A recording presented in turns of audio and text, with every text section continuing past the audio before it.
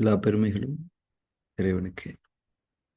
அனைவர் மீதும் இறைவன் புறத்திலிருந்து அமைதியும் சமாதானமும் நிறைவாக உண்டாகட்டும். இன்றைய தியான வகுப்பை நாம் துவங்கலாம். காலை பிரார்த்தனை வாசிக்கலாம். அதிகாலை இறைவனிடத்தில் காலை பிரார்த்தனை. அகிலங்களின் இறைவனை, அனைத்து பெருமைகளும் போற்றுதல்களும் உன் ஒருவனுக்கே உரியது.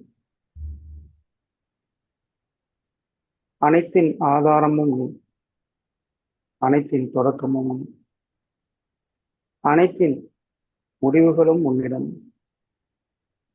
உன்னுடைய அருக்குடையாம் இந்த நாளை உன்னுடைய இந்த திருப்பெயரால் நான் தொடங்குகிறேன்.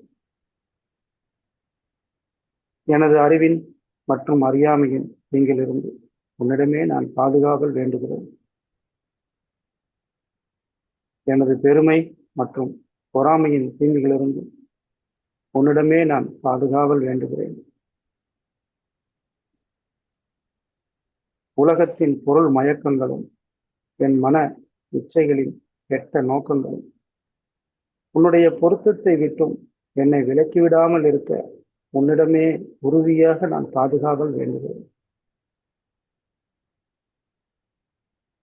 இன்னும் எனது தவறுகள் மற்றும் பாவங்களுக்காக உன்னிடமே நான் மன்னிப்பு கேட்கின்றேன். மன்னிப்பவனே,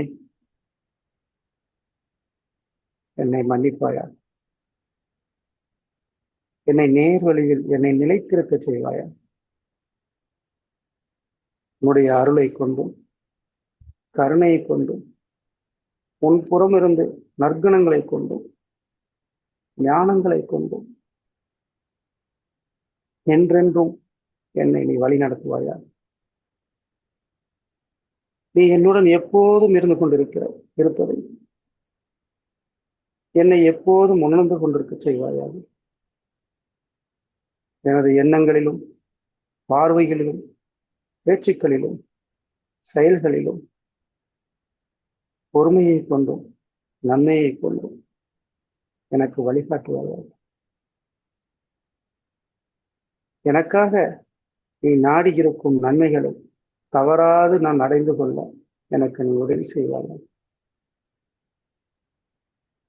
நீயே என் இறைவன், நீயே என் இறைவன், நீயே என்னுடைய பொறுப்பாளன், நீயே என் இறைஞ்சுதலை செவியேற்பவன். செவியேற்பவனே, படைப்பாளனே, புதிய படைப்பாய் என்னை ஆக்கி தருவாயாக. புதிய படைப்பாக என்னை ஆக்கி தருவாயாக. புதிய வாழ்க்கையில் என்னை வாழச் செய்வாயாக. அமைதியும் சமாதானமும் ஆரோக்கியமும் நாணங்களும் நன்மைகளும் மேன்மைகளும் குளிர்ச்சியும் கதகதப்பும் சோலைகளும் நீரோடைகளும் தூய உணவுகளும் உறவுகளும் நிறைந்த புத்தம் புதிய வாழ்க்கைகள் உன்னை கொண்டு விரும்புகிறேன். விருப்பங்களை அளிப்பவனே, ஏற்றுக்கொண்டேன் இறைவனே. புதிய வாழ்க்கையில் என்னை வாழச் செய்வாயாக. புதிய படைப்பாய் என்னை ஆக்கித் தருவாயாக. உன்னுடைய அருட்கொடையாம் இந்த நாள் உன்னுடைய திருப்பெயரால் நான் தொடங்குகிறேன். பெருமைகளும் புகழும் உன் ஒருவனுக்கு. தியானத்தில் தொடர்ந்து இருக்கலாம்.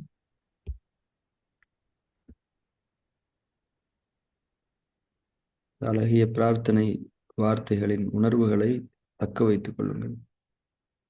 அந்த உணர்வுகளோடு அக உலகில் நிலைத்திருங்கள்.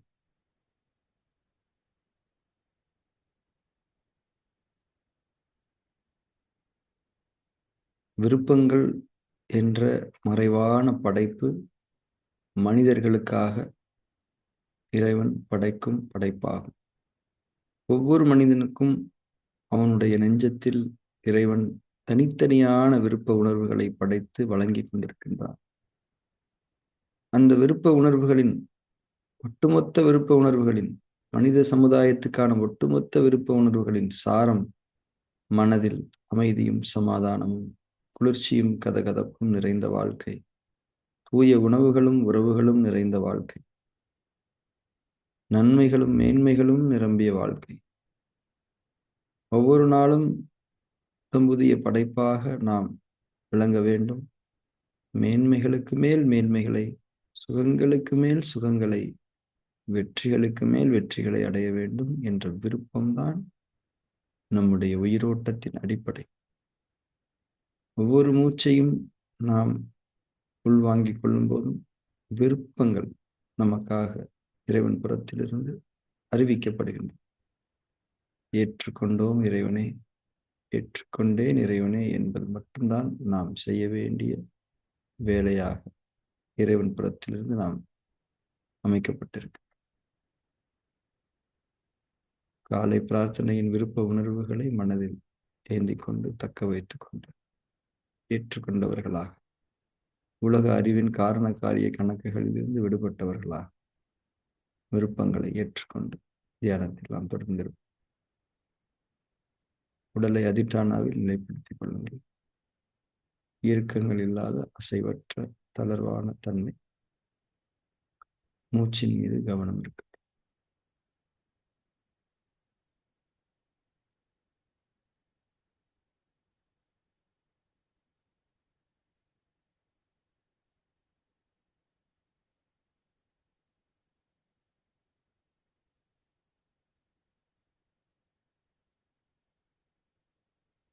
ஒவ்வொரு உள்மூச்சின் மீதும் கவனம் மற்றும் உணர்வு இருக்க வேண்டும்.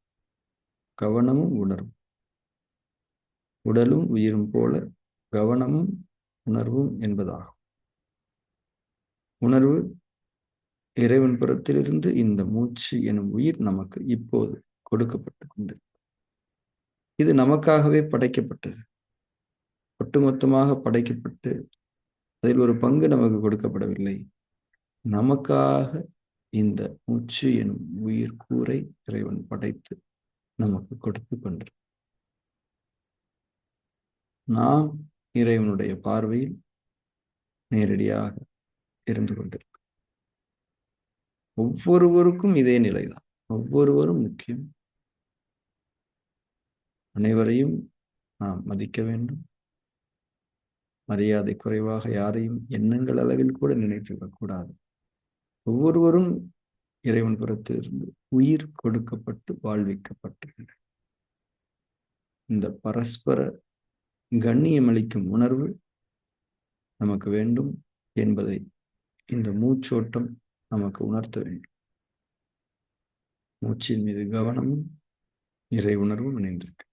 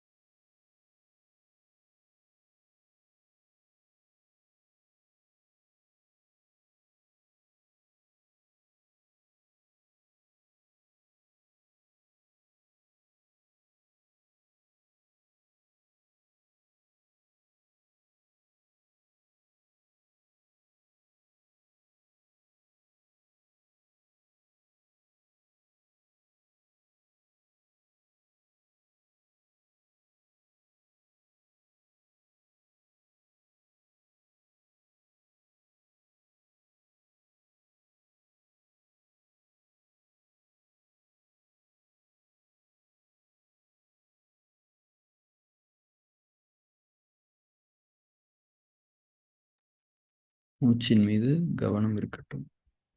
ஒரு மூச்சும் தவற விடப்படக்கூடாது. ஒவ்வொரு மூச்சு மீது லேசான முறையில் கவனம் மற்றும் உணர்வு இருக்க வேண்டும்.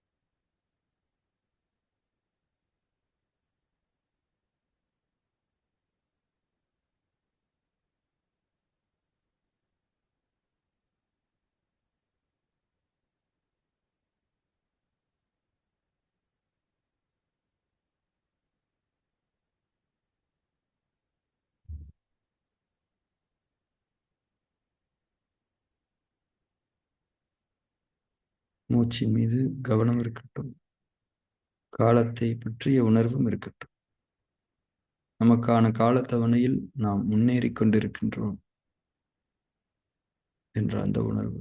ஒவ்வொரு மூச்சையும் நாம் பெற்றுக்கொள்ளும் போதும் நமக்கான காலத்தவணையில் நாம் முன்னேறி கொண்டிருக்கின்றோம். காலம் நகர்ந்து கொண்டிருக்கிறது. காலத்தில் நம்முடைய வாழ்க்கை கழிந்து கொண்டிருக்கிறது என்பதை உணர்ந்தவர்களாக காலத்தை நன்மையான தன்மைகளில் நாம் செலவழிக்க வேண்டும் என்பதை உறுதி கொண்டவர்களாக, உணர்வுபூர்வமாக ஏற்றுக்கொண்டவர்களாக மூச்சின் மீது கவனம் செலுத்த வேண்டும்.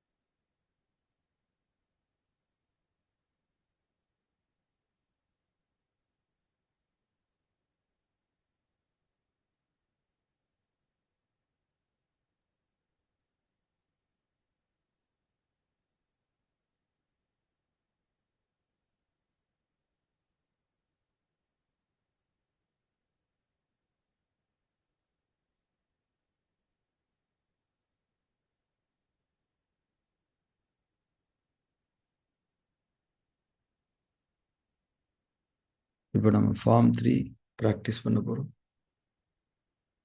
தளர்வை அடைந்து கொள்ளுங்கள்.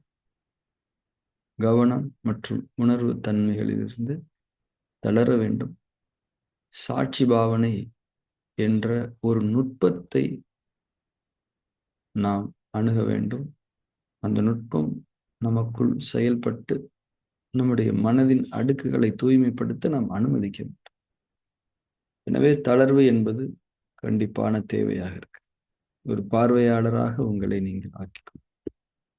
உங்கள் உள்ளும் புறமும் நிகழக்கூடிய எந்த ஒரு நிகழ்வு குறித்தும், எண்ணங்களாக இருக்கட்டும், உடல் உணர்ச்சிகளாக இருக்கட்டும், மூச்சை கவனித்தலாக இருக்கட்டும், தூக்கம் வருதலாக இருக்கட்டும், ஒரு வெறுமைத்தன்மை ஏற்படுவதாக இருக்கட்டும், எது குறித்தும் ஆதரவும் எதிர்ப்பும், விருப்பும் வெறுப்பும் ஆகிய எந்த பதில் அளித்தல்களும் செய்யாமல் ஒரு பார்வையாளராக இருந்தார். அவைகளை வெறுமனே கவனித்து வரக்கூடிய தன்மை சாட்சி பாவனையா. இந்த உலகத்தின் கெட்ட சக்திகள் எல்லாம் சங்கமித்திருக்கக்கூடிய இடமாக மனித மனம்தான் இருக்கிறது என்பதை நாம் புரிந்து கொள்கிறோம். மனித மனதை தவிர வேறு எங்கும் கெட்ட சக்திகள் இருக்க முடியாது. அங்குதான் அவைகள் தஞ்சம் அடைந்திருக்கின்றன.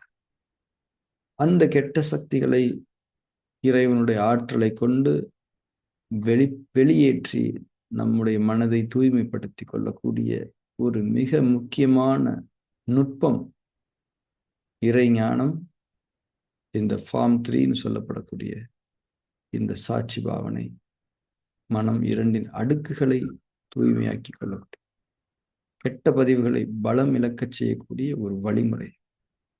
அதனுடைய முக்கியத்துவத்தை உணர்ந்து கொண்டு, அதனுடைய செயல்முறை குறிப்புகளை உணர்ந்து கொண்டு அதை செய்ய தொடங்கலாம்.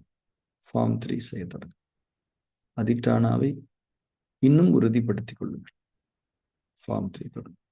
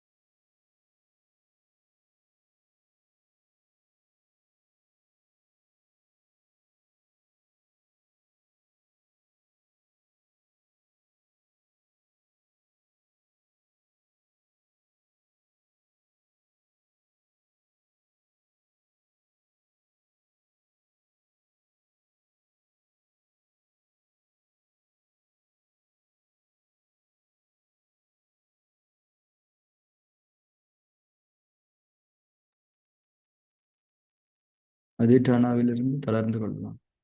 தியானத்தில் தொடர்ந்து இருக்கலாம்.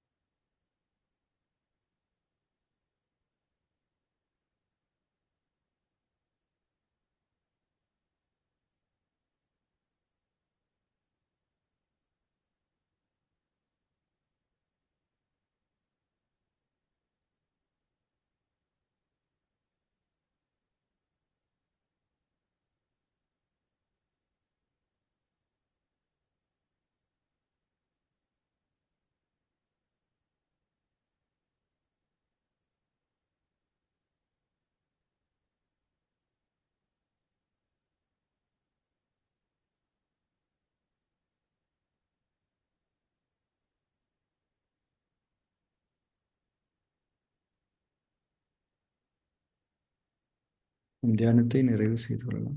கண்களை திறந்து.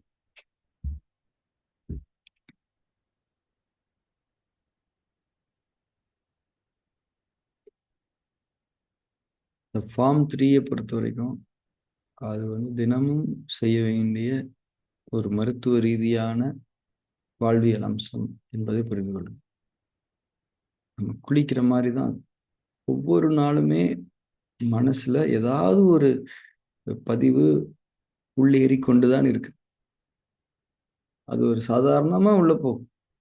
ஆனா அது வெளிப்பட வேண்டிய நேரத்துல வெளிப்பட்டு அது ஒரு கெட்ட சக்தியினுடைய விதை, ஒரு வீணான பதிவு. அப்படி அது ஏற்கனவே இருக்கக்கூடிய அந்த கெட்ட பதிவுகளை எல்லாம் அப்படியே ஆர்கனைஸ் பண்ணி அவங்கெல்லாம் ஒரு டீமா மாறி நெகட்டிவ் எமோஷன்ஸ், கவலை, துக்கம், கோபம், பெருமை, பொறாமை, பழி உணர்ச்சி, துரோகம், அதீத சுயநலம், இந்த மாதிரி கெட்ட சக்திகளை குணங்களாக வெளிப்படுத்தக்கூடிய தன்மையில் அவர்கள் வளர்ந்து விடுவார். அந்த அந்த சூழ்நிலையில அந்த கண்ட்ரோல் நமக்கு இருக்காது. நீ 1000 விஷயங்கள் ஒழுங்கா இருக்கலாம், ஆனா சூழ்நிலை உருவாகும் போது அந்த நெகட்டிவ் எமோஷன் நமக்கு வந்துடும்.